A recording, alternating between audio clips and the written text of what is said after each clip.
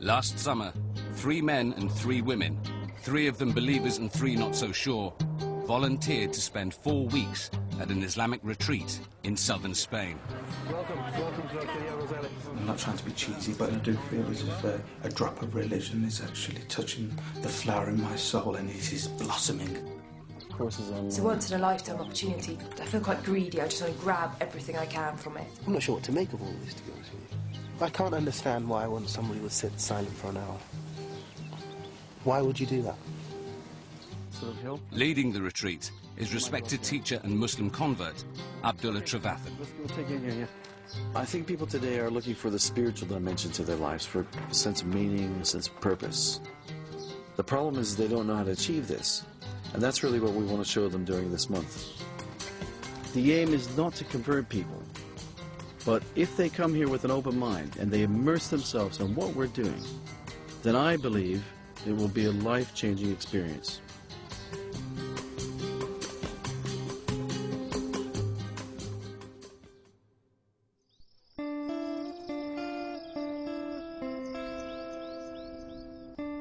The retreat is set in the quiet isolation of Andalusia, on the historic frontier between Islamic and Christian civilizations. It welcomes visitors of any faith and caters to all Muslims by focusing on the spiritual roots of Islam.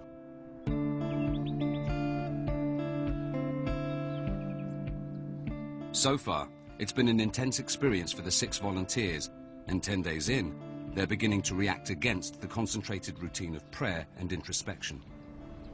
Martha was special.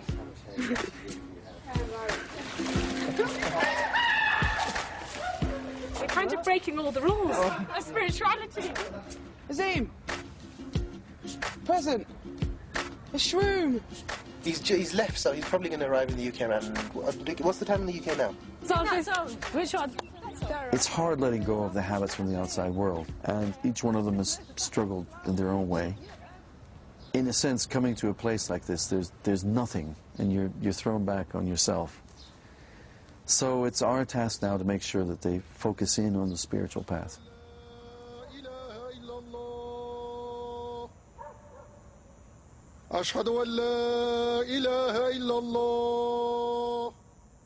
To keep the group focused, Abdullah has asked them to stick to a rigorous schedule built around Islam's traditional 5 daily prayers. The day begins at 5 a.m. with Fajr, the pre-dawn prayer.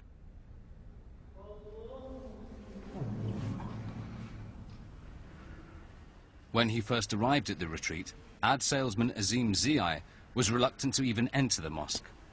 As a child, he rebelled against his strict Muslim upbringing. But now, things are starting to change. For 34 years, I had an opportunity every single day. I had the actual, I had the information on tap. But I didn't once ever try and fill up my glass and try and drink any of it because I just thought, well, it doesn't interest me, it kind of bores me. But this place, flip the script, man. AH, toss, a town near Mashhad in modern Iran. Toss. Sorry. All right. The Victor and Duaz in Ghazali's thought. The usage of no coffee. The daily routine includes labour around the estate. It's an activity that Muslim convert Khadija has really taken to. In the outside world, she struggles to like herself and feels unworthy of her faith. But total immersion in all aspects of the retreat is starting to pay off. Allahu Akbar. You have this hard-out shell and you're gradually stripping layers away. And, I feel that they're really getting to me now.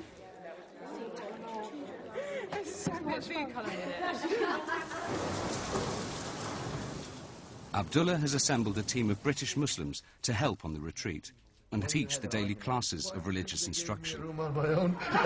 Like him, they are Sufis who emphasize mankind's mystical relationship with God. Literally, our spirit has been, wrenched out from our bodies. You look for the commonality, you look for the similar things. Science graduate Simon Yarrow came onto the retreat looking for answers after a brush with cancer and a traumatic divorce. But he's struggling to engage on anything but an intellectual level. That's the central truth of all the religions, and that's how I try and live. You know, and I didn't really need to come here to realise that. You know, that's...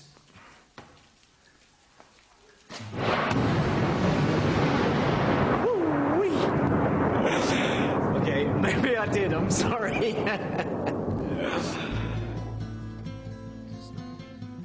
Afternoons on the retreat are set aside for silent contemplation, an essential part of the spiritual journey.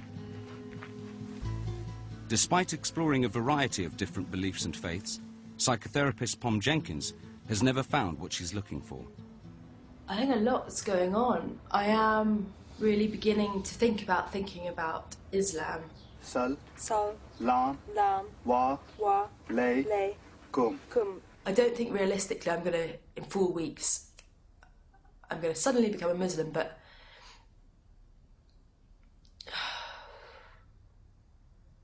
maybe it's kind of the beginning of a process. I don't know. That's that one. And back of it. If anything, from standing down and standing up.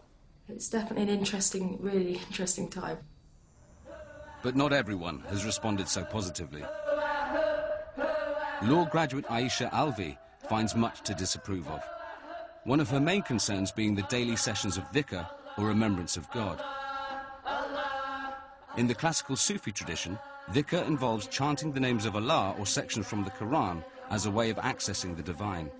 But in Aisha's version of Islam, any practice not set out in the holy text is not condoned by Allah and is not therefore legitimate. Allah's names were being recited over and over again in a manner that I've never really been used to. It's something that I didn't particularly join in, simply because this isn't something I'm used to doing in congregation, and it doesn't really feel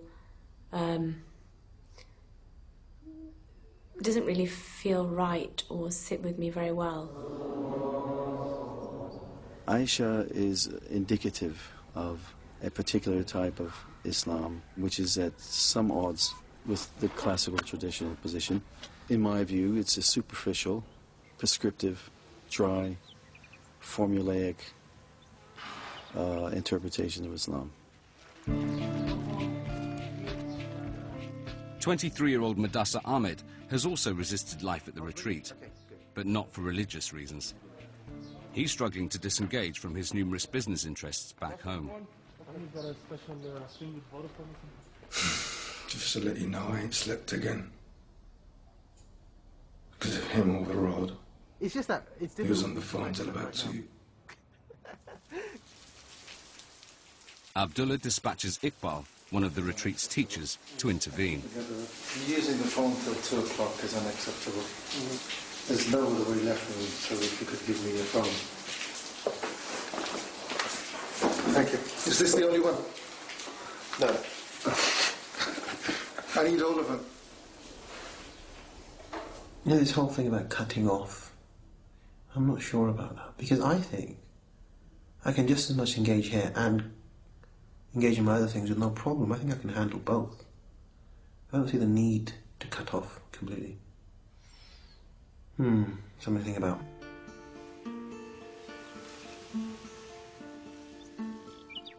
Learning how to transcend the distractions of the modern world is crucial on the spiritual path.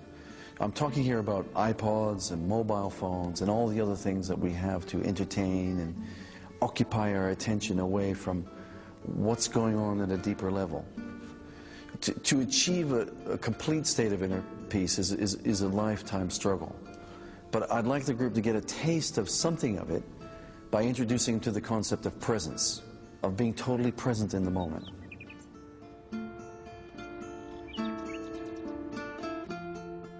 For Abdullah, developing a sense of presence is key to engaging with the divine.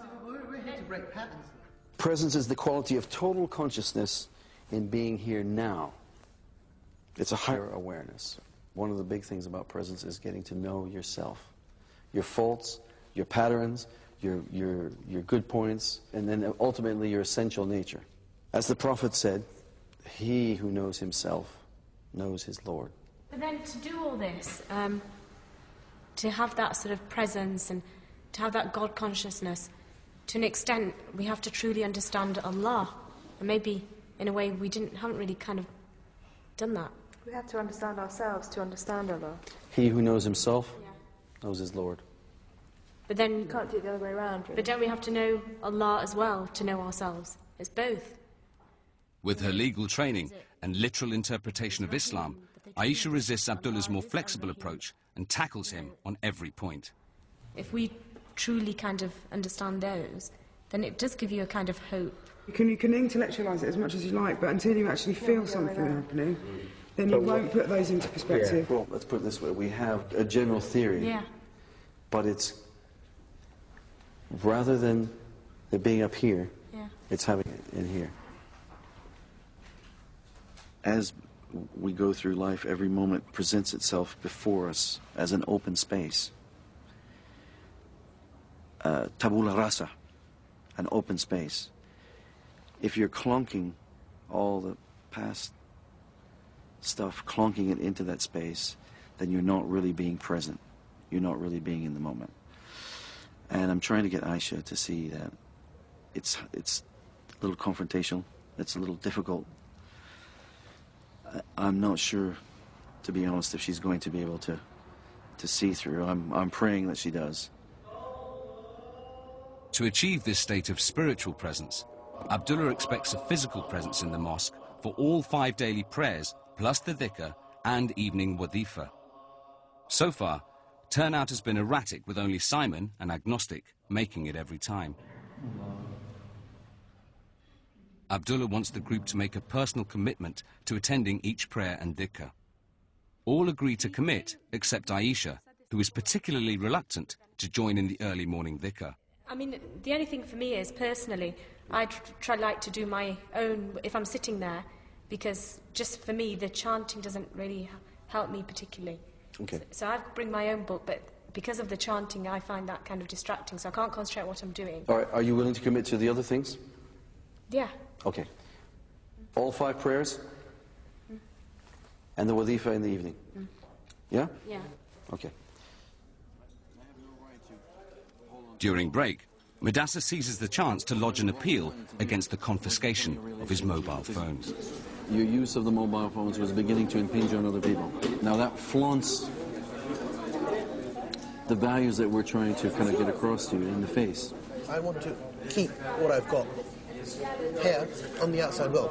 So obviously there needs to be some crossover. Yeah, but you're not engaging with the retreat because you're in connection always to the outside. The idea of the retreat is to retreat away from the world. I had my physical presence here. And yeah, but having the mobile means that you constantly have a connection with the outside. So whatever's going on the outside is going to affect your state. We have no right to keep you away from your phones. But we are going to be calling upon you to be thinking very, very seriously about your use of the phones while you're on the retreat. Yeah? That's fair enough, yeah. Okay? Okay. Mudassir just needs to slow down and to consolidate his energies, because at the moment they're very scattered. The person who engages in the remembrance of Allah is a person who's gathered within themselves. You know, they're gathered, the energy's focused and gathered. You know, they're very clear when they set out to do something. The intention is very clear. They're very present, and they're also detached as to the outcome. Mudassir at the moment is up and down, sideways, long ways, all over the place.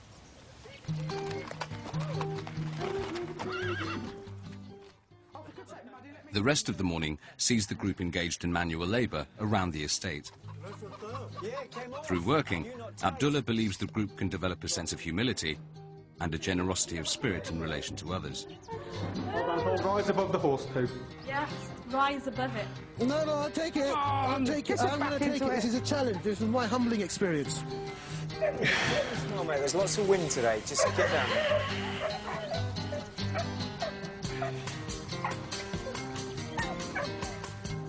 Gosh, and I was worried about cleaning the toilet. Get a move on. Stop talking, Azim's un-Islamic Western lifestyle has been an ongoing disappointment to his Muslim parents. But since being on the retreat, he's come to a surprising realization.